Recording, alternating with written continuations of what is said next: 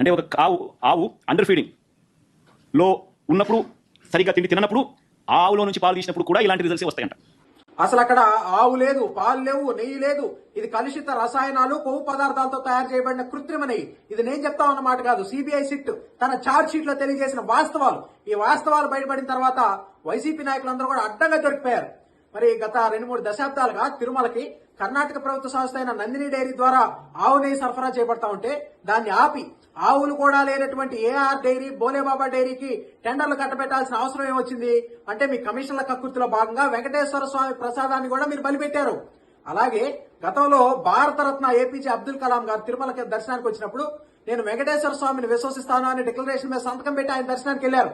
మరి నీ స్థాయికి నువ్వు డిక్లరేషన్ మీద సంతకం పెట్టలేదు అంటే నువ్వు వెంకటేశ్వర స్వామిని నమ్మట్లేదు అని హిందువులందరూ కూడా భావిస్తా ఉన్నారు. పైగా what kind of secular nation is this అంటావు అంటే మతపరమైనటువంటి సంస్థల్లో సెక్యులరిజం ఉంటుందని ఏ చట్టం చెప్పిందా నీకు?